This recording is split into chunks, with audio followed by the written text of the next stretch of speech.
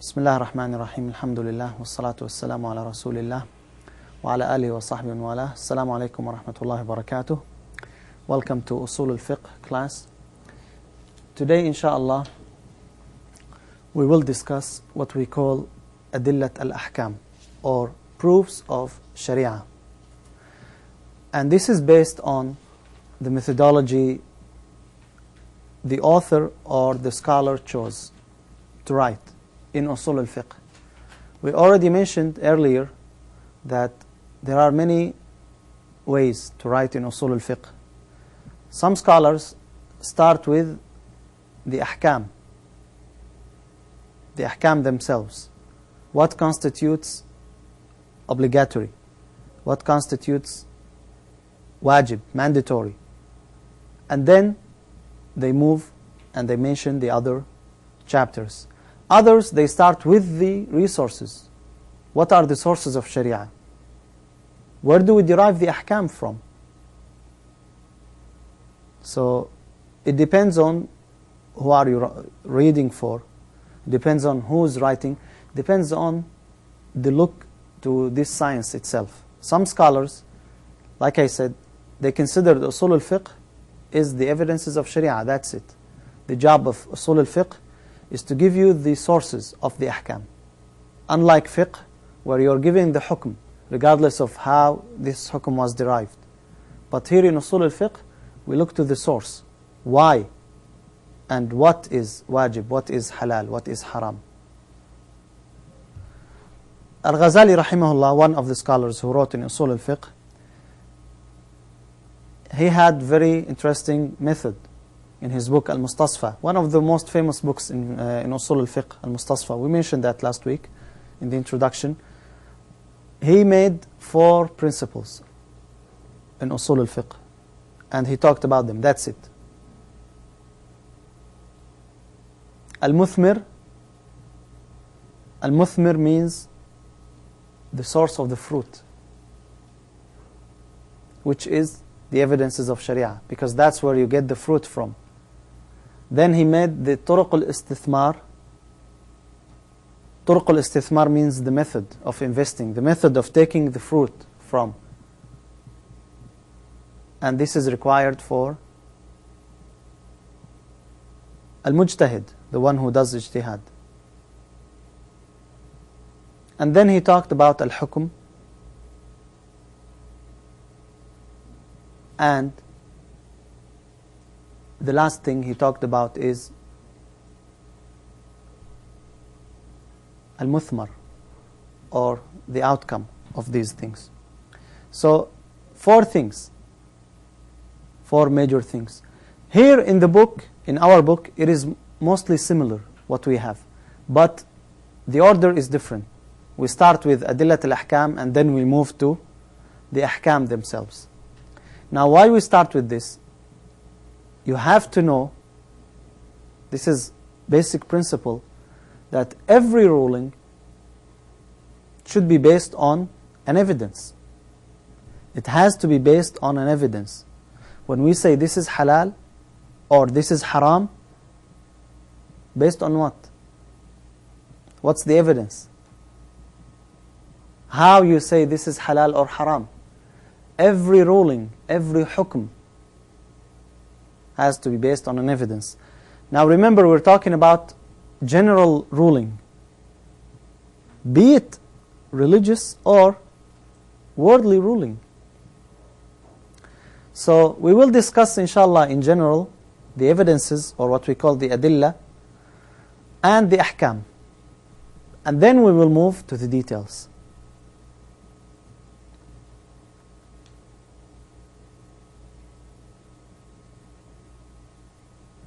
So that's what we will study in this book. And this is basically, this is sufficient. This is sufficient. There will be only few issues left, but that's enough for the student of knowledge, the advanced student of knowledge, to know. That's sufficient for him. The adillah and the ahkam. Now, the hukm itself, a ruling. If we ask you what does it mean, when I tell you this is a hukm, I rule that this is white, or this is black, or he is guilty, or he is innocent. What does this mean? What does it mean? What's the meaning of hukm, ruling?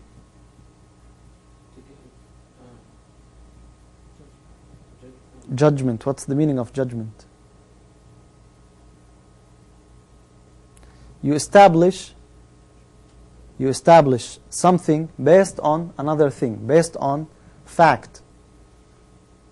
Whether that thing is affirmative or negative. When I touch the screen and I say it is cold, is that a ruling? It is. I ruled that it is cold. Based on what? Yeah, I touched it. I sensed that the temperature is low, so it is cold. How do we say it is cold? Just because I like to say it is cold? I like to say it is cold. I like to say it is hot? Or I based this on something else? Evidence, data, giving. That's what we call ruling. That's in general. Now we won't discuss the general rulings. We're discussing the ahkam of the sharia, the religious rulings. So if we wanted to define the religious rulings, what do we say? What do we say? What are the religious rulings to begin with? What are they? How many religious rulings do we have? 5. What are they? Wajib. What are they? Wajib, mandub, mubah, makruh, haram. Either you start from obligation or from prohibition, or you start from the even, hukm, mubah, and you go this way and that way. These are 5 ahkam. Okay, when I tell you the dhuhr prayer is wajib, this is a hukm. It is a religious hukm, right? What about when does dhuhr prayer become wajib? When does it become wajib?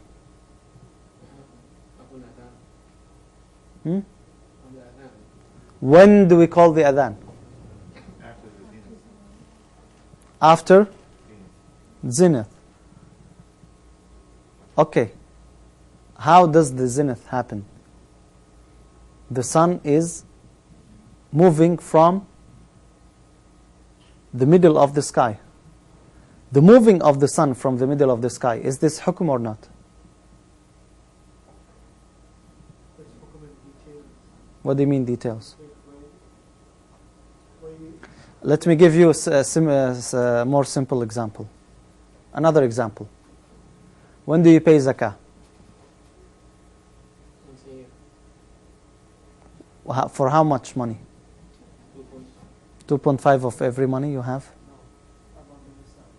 Above the nisab. What's the nisab? Depends on what. An average, 1200. So if you got the 1200, zakah becomes what? Wajib. Getting the 1200 is what? Is it wajib? No, it is what? We will discuss in Usul al-Fiqh what we call al-Hukm al-Wad'i. The ahkam, as you said, are 5 in regards to the mukallaf, the one who is commanded or prohibited. But there are other ahkam that the mukallaf has nothing to do with it. But the hukm shar'i is based on them. Like the sunset. When do you pray Maghrib? After the sunset. When the sun sets, isn't that a hukm that the sunset happened? That's a hukm. Do you have any involvement with the sun setting? No, but that's a hukm also. But not from the taklif. So this is just an idea. We will go in details with these ahkam. So religiously, The ahkam at-taklifiyya, what are they? 5. What's the definition of hukm? When you say haram, halal, wajib, mubah, how do you define those 5 together? What do we say? Ruling based on evidence from the source. Okay, the water is cold. This is a ruling based on evidence, the evidence that the water's temperature is 0. Ruling based on evidence, according to your definition. Did I say a religious ruling? No, you did not. I did. This is what we define hukm taklifi with. The command of Allah, it has to be from Allah. That's the shar'i, which is related to the actions of the individuals. So it's not related to the things that happen around us, things that we don't have any involvement with. It is a command from Allah subhanahu wa ta'ala which is related to the actions of the individuals.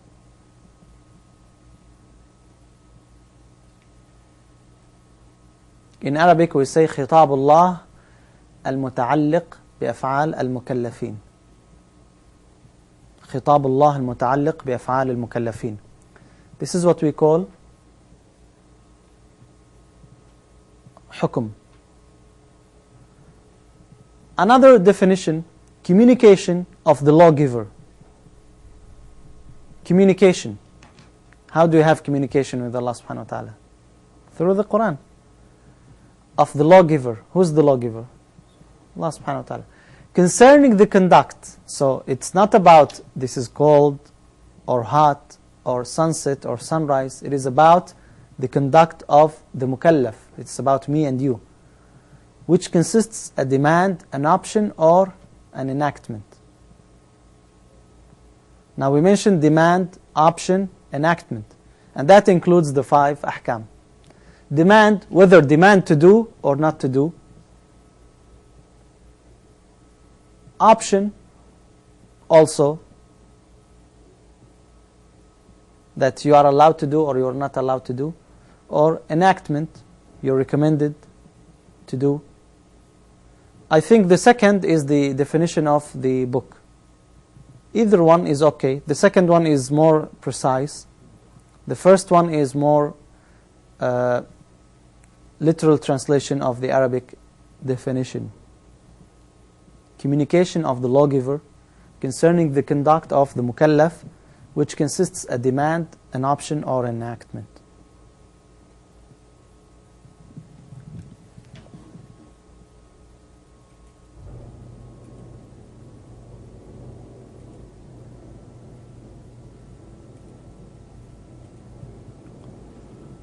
So this is the definition of hukm. What hukm? Hukm al-shar'i, the religious ruling. The second term that we are using today is dalil, because again the topic today is Adillah al-ahkam, evidences of the rulings. Evidences of the rulings. We're done with the rulings. What is a ruling? When I tell you what is halal, what does it mean? It is a communication from Allah subhanahu wa ta'ala to tell you that this is allowed.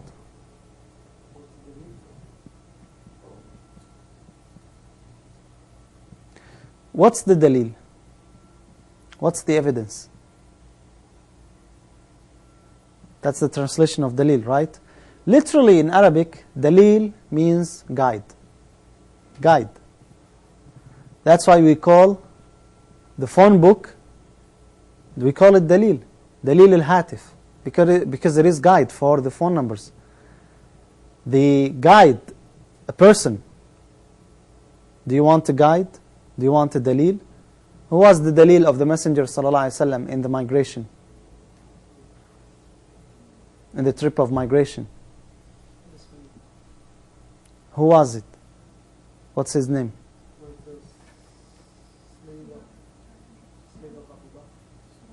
Suraqa.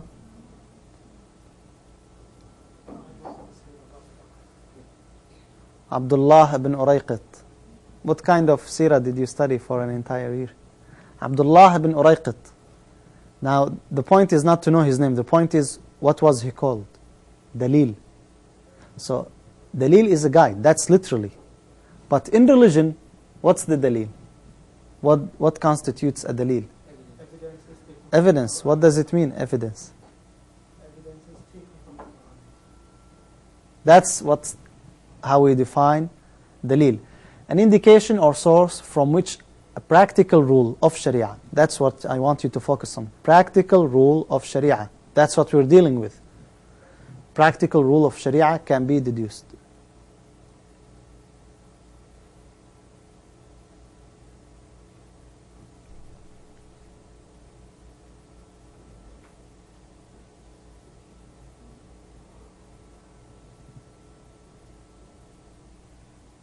An indication or source from which a practical rule of Sharia can be deduced.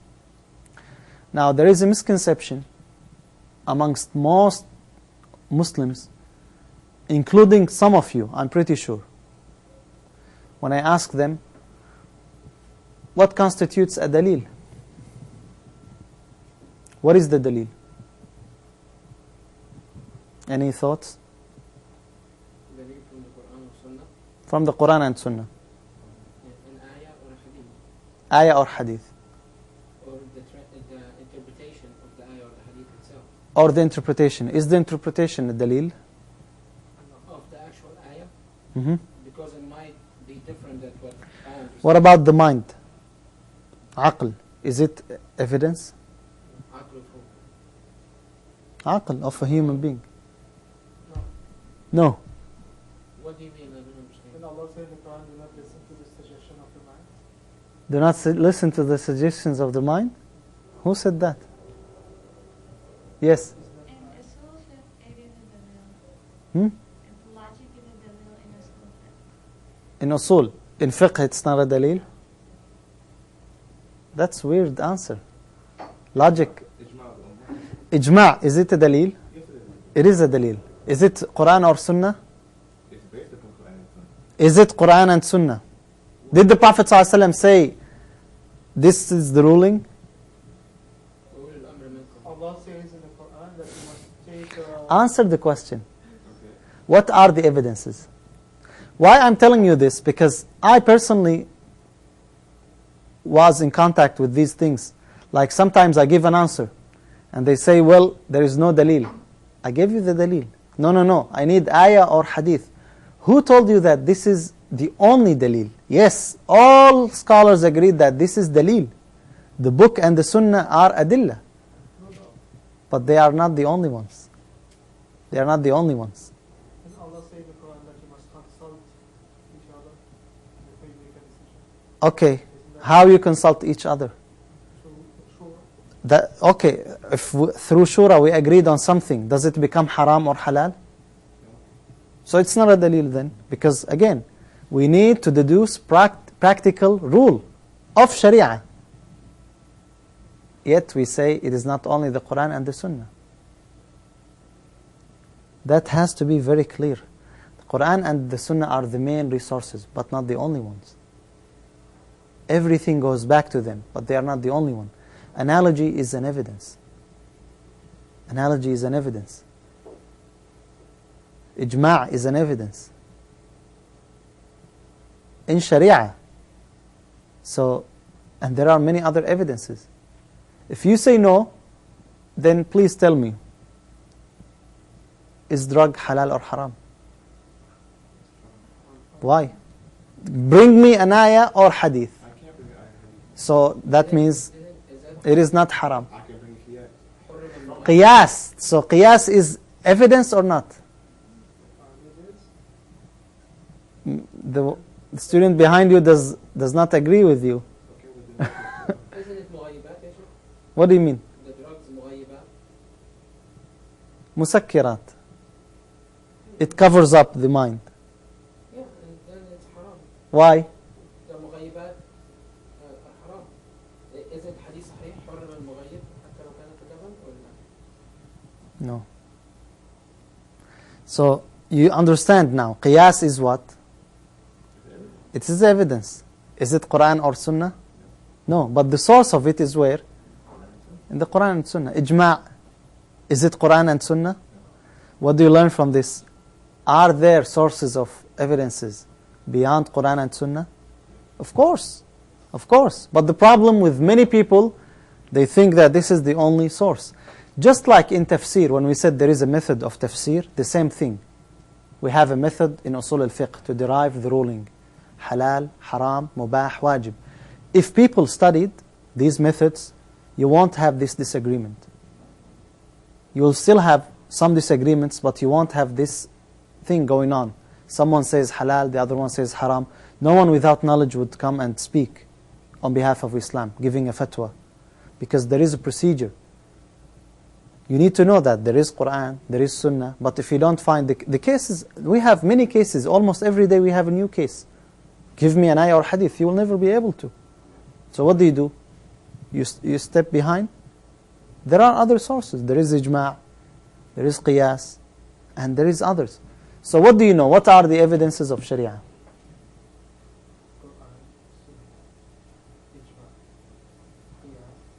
Okay, what else? How about if I told you there are 9 evidences for Sharia? 9. 9. And you always mention Quran and Sunnah.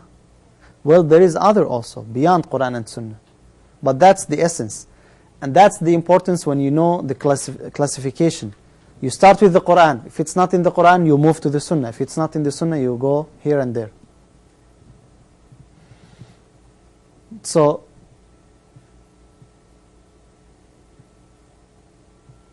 we have different classifications for the evidences.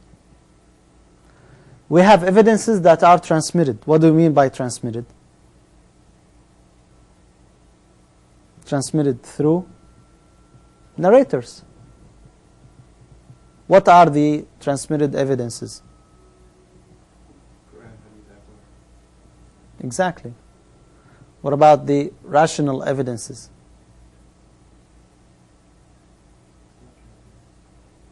Like what? Analogy, Istihsan, Istislah, Sadd al-Dhara'i'. All these are rational. Another classification, independent and dependent. We have independent sources or evidences, and we have dependent. Dependent means it's not an evidence by itself. It needs something to be based on. While we have independent, like what? Quran is independent. But wouldn't all other... Do you need something else beyond the Quran? If someone quote you an ayah, you say, no, that's not enough. I need... No, it's Quran, that's it. It's independent. This is another classification. Another classification, definitive and speculative. What do we mean by that?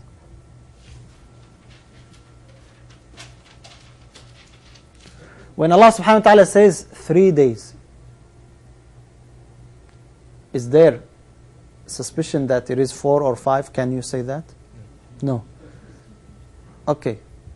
When we say that it came from the Quran, that's the evidence in the Quran. The same example, 3 days.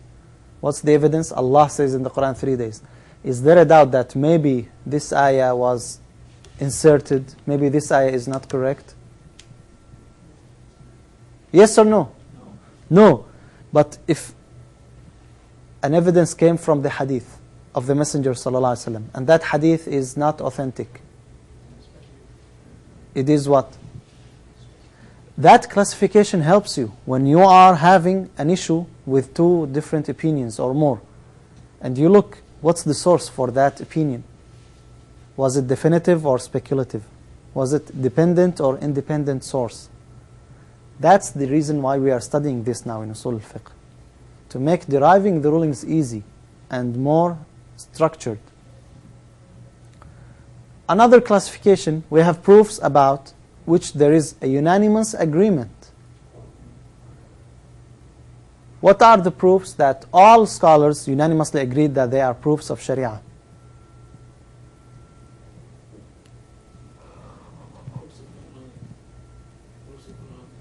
Quran and Sunnah. That's why we mention Quran and Sunnah. Why? Is there anyone who will argue? No.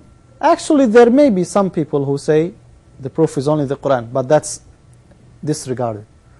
We have Quran, Sunnah, and Ijma'. Ijma' also, all scholars agreed that it is a source of Sharia. Then we have proofs about which the vast majority have agreement. Like what? The vast majority. Qiyas. Qiyas was agreed upon by most of the scholars, except for al-Zahiriyah, the literalists. They denied Qiyas.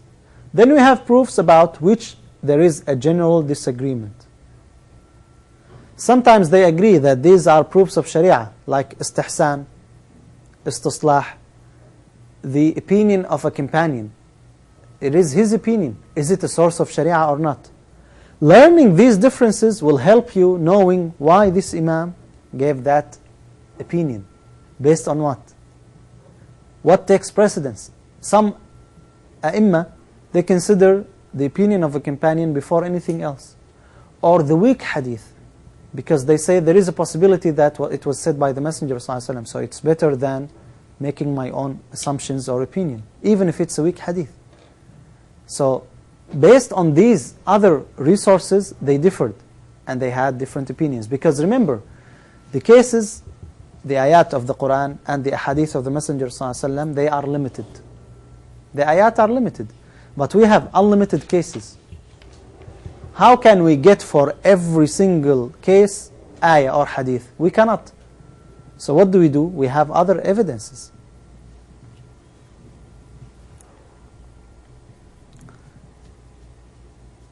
What's the sequence of Adillah? What comes first? What takes precedence? Quran. No one agreed. Then what? Hadith. Sunnah of the Messenger sallallahu alaihi wasallam. Then what? No. Ijma'. There is unanimous agreement on this. Ijma'. After the Ijma', what do we have? Qiyas. The vast majority of scholars agreed on that, except for the Zahiriyah.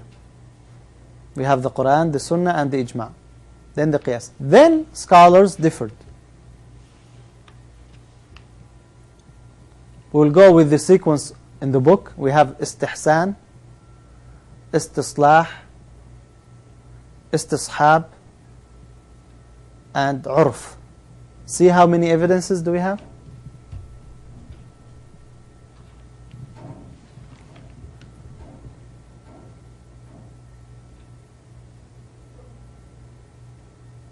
Allah subhanahu wa ta'ala commanded the Messenger sallallahu alayhi wa sallam, خُذِ الْعَفْوَ وَأْمُرْ بِالْعُرْفِ. What's the urf? Urf is the common thing, the custom thing. As long as it does not violate Sharia, you do it. Why? The Prophet ﷺ was commanded. You agreed with me on a transaction. You said, I sell you this for $1,000.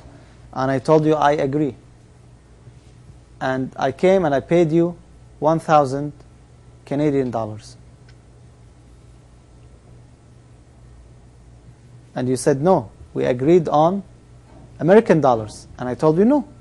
You did not specify American dollars. You specified dollars. What do we do here? What is common? Why? What is common? Why you did not say from the beginning? You did not specify, so I have the choice to give you Canadian dollars or American dollars. When you commonly buy something, Yeah. you pay Well, I'm used to pay with Canadian dollars. See, that's an example. People may argue. What do? Always you say, no, it is American dollars because that's the custom. When you are dealing with transactions, once you are in Canada, then it is what? Canadian dollars. So there are evidences of Sharia that you need to understand. Okay, we will read from the book now. What does Istishab mean? Istishab. Istishab.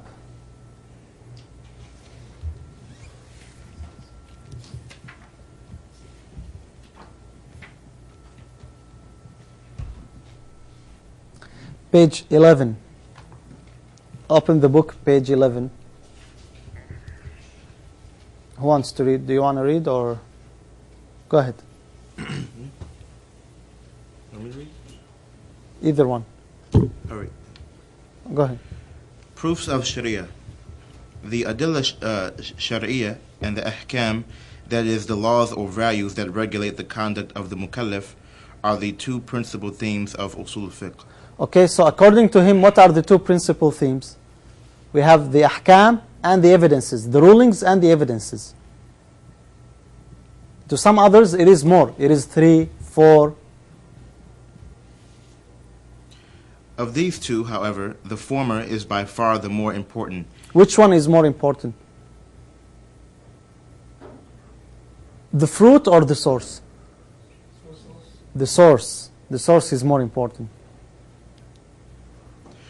According to some ulama, the ahkam are derived from the adillah and are therefore subsidiary to them. It is perhaps in view of the central importance of these two topics to Usul al-Fiqh that Al-Amidi... Al-Amidi, who's Al-Amidi? One of the scholars. He has a book called Ihkam al-Ahkam. That Al-Amidi defines the latter as the science of the proofs of fiqh and the indications that they provide in regard to the ahkam of the sharia. A hukm means providing or establishing one thing in respect of another, which may either be affirmative or negative. Thus, when we say that the water is or is not cold, or that the sun has or has not risen, we have issued a hukm in each case. A hukm in its juridical sense is used mainly to establish a certain value, such as an obligation, recommendation, or a command or prohibition in respect of the act of legally competent person. Literally, dalil means guide, and it is used interchangeably with proof, indication, or evidence. Technically, it is an indication in the sources from which a practical rule of Sharia or a hukm is deduced. The hukm so obtained may be definitive, or it may be speculative, depending on the nature of the subject, the clarity of the text, and the value which it seeks to establish. In the terminology of Usul al-Fiqh, Adillah Shari'iyya refer to four principal proofs or sources of the Sharia, namely the Quran, Sunnah, Ijma, and Qiyas. Okay, that's enough. Open page 13 now.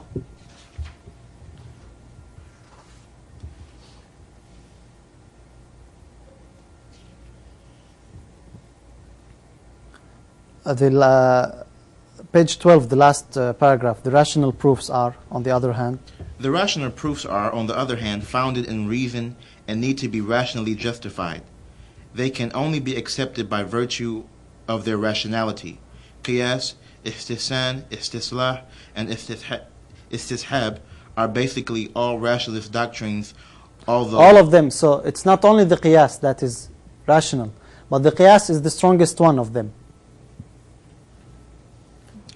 They are all basically all rationalist doctrines, although they are in many ways dependent on the transmitted proofs. What gives them the validity? Because each one of them, even Qiyas, it is based on a proof. Because basically Qiyas is what? Qiyas is to extend the ruling of something to another thing, based on the similarity. When we say drugs are forbidden by analogy, by comparison with alcohol. Allah made alcohol forbidden because it covers the mind. Drugs do the same, so drugs is haram based on Qiyas. Rationality alone is not an independent proof in Islam, which is why the rational proofs cannot be totally separated from the transmitted proofs. Qiyas, for example, is a rational proof, but it also relies on the transmitted proofs to the extent that Qiyas, in order to be valid, must be founded on an established hukm of the Quran, Sunnah, or Ijma. However, the issue to which Qiyas is applied must have an illah, effective cause, in common with the original hukm. Okay, well, we will discuss Qiyas in details. I mean, Qiyas by itself is a big chapter. It's more than 30, 40 pages. Sometimes there are books, separate books only about Qiyas. So we will discuss this later, inshallah. Next paragraph, as noted above. As noted above, the Adillah Shari'iyah are on the whole in harmony with reason. Yes, this is very important. Now, any hukm has to have a reason, has to have illah, meaning. But the problem, sometimes people don't understand this, or sometimes they tell you, I don't understand the reason. And that's true sometimes. But if you did not understand the reason, that does not mean there is no reason. There is. Why Maghrib is 3 rak'ah? Can you give me the reason? Why the first of them are recited aloud? Why Isha 4 rak'ah? Why we pray at this specific time? Well, Allah subhanahu wa ta'ala said so. Okay, so you are telling me there is no reason. It doesn't make sense. No, it makes sense. There is a reason. Maybe the reason here is to test us. You will not find always clear reasons for every single thing you're doing. And this is, again, I was asked this question several times, because many people say, I had a dialogue with a non-Muslim and he asked me and I did not know the answer. Well, why you went to that small issue? Go back to the principles. Do you believe that Allah is your God, the Creator? He sent down the Quran. Do you believe that Muhammad ﷺ is the messenger? Without any doubt, with all these proofs? Yes, so you follow him. That's the main thing. Then you look for the reason. Is there a reason? Can I derive it or not? Many scholars try to see the reason why we fast this thing, why we change, why we do this, why we do that. Sometimes you may find the answer, sometimes you may not. If you always know everything clearly, then there is no reason for iman, for faith. Everyone will believe. If everyone was 100% sure, all the evidences were shown to him, why not to believe? The Sharia came with what challenges the mind, not what contradicts the mind. That's what is important. Unlike other religions, in every religion you'll have something that you will say, that does not make sense. From the sources itself. There is disagreement in the source. There is disagreement in belief in God. Not in Islam. In Islam, it's all in harmony. Yes, you may find something that may challenge your mind, not contradict the mind. That's the difference between Islam and other religions. And this has to be very clear to all of you. That all evidences of Sharia, they make sense. Maybe sometimes to you it doesn't make sense. But in general it makes sense. Or it's not clear. And that's true. Because there is a reason behind that. Even when it doesn't make clear, there is a reason. Because are you going to submit or not? If you don't submit, then you don't believe. That's by itself is a reason. To make this thing hidden. Not to tell you why you are to pray at this time, at this specific time. Or this specific rak'ah.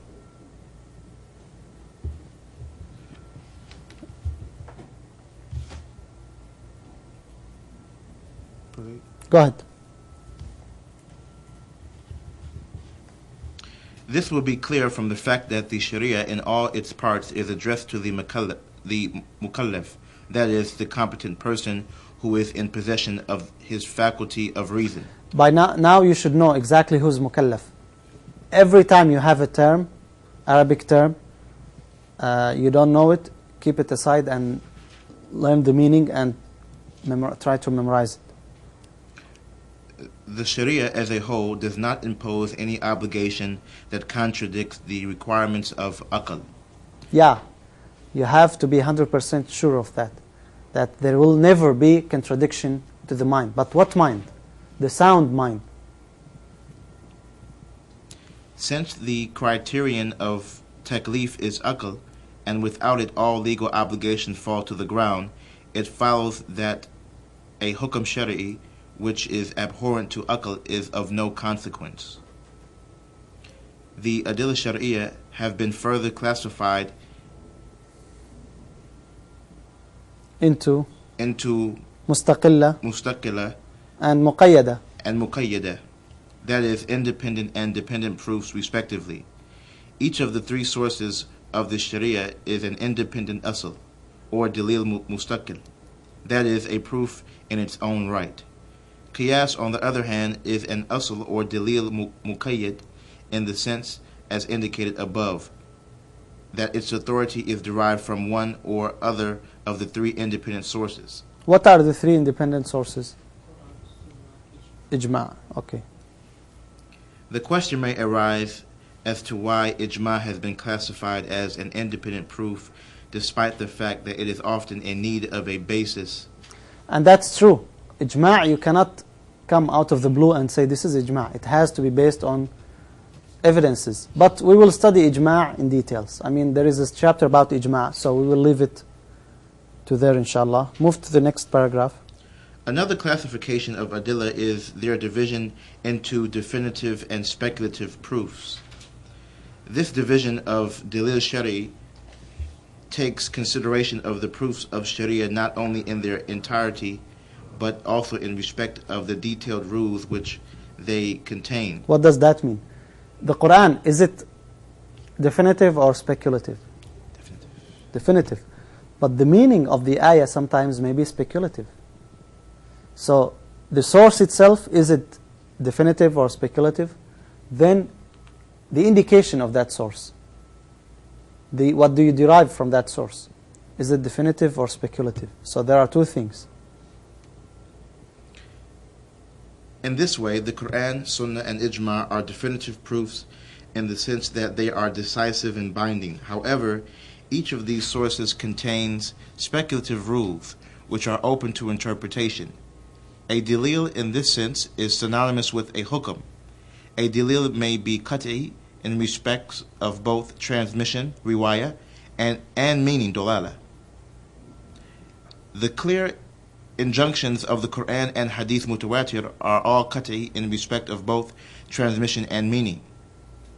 We shall have occasion later to elaborate on this subject in the context of the characteristics. Yeah, we will also discuss this. Move to the next paragraph. And lastly, the adillah are classified under the following three categories: proofs about which there is unanimous agreement, and these include the Quran and Sunnah. Secondly, proofs about which the vast majority jumhur are in agreement, and these include general consensus and analogy. Well, actually, ijma' should be in the first section. One man only denied it does not break the rule. The Nadham faction of the Mu'tazila and some Khariji have rejected ijma', whereas the Zahiris and the Jafari Shia have disputed the authority of Qiyas. Yeah, it's the Zahiriyya, they denied Qiyas and they used Qiyas to deny Qiyas. So they used something to deny it. Thirdly, proofs about which the ulama have generally disagreed, and this category includes virtually all the remaining varieties of rational proofs such as Istihsan, Istislah, Istishab, and Urf and Istislah, and Istishab. Yeah. You're repeating. Yeah, Mr. Revealed laws prior to the Sharia of Islam and the verdict, fatwa. See how many things do we have? Continue. Yeah, the text of the Quran or the Hadith may convey a command. The text of the Quran or Hadith may convey a command or a prohibition. According to the general rule, a command conveys obligation, and prohibition conveys tahrim, unless there is evidence to suggest otherwise. Okay, all these also will be discussed in details, inshallah, lately. So what we will start with, based on what you heard, we will start with the first source, which is what? The Quran. We will start with the Quran. And we will study in the Quran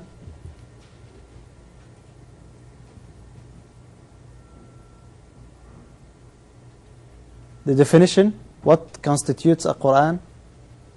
Why? Because that will help us when we derive the rulings. Did we take it from the Quran or from another source? How the Quran was preserved. We will discuss this briefly, the characteristics of the Quranic legislation, and that's where we will spend most of the time. This is the first source of Sharia, and that's what we will start with, inshallah, next session. Is there any question so far about Adillat al-Ahkam, the evidences of the Sharia? The word for speculative is, what do you call it? Dhanni? Dhanni. Dhanni. Dhanni. Any questions from the students online?